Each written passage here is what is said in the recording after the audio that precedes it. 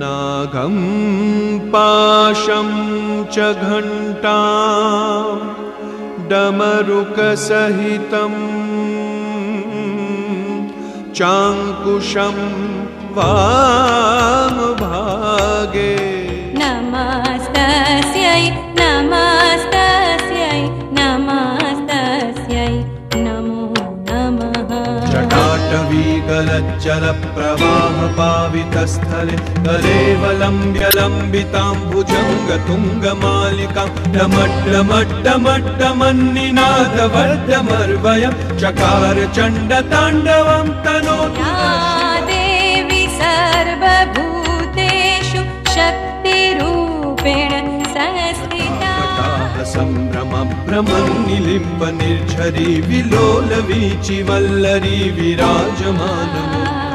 नमस्ते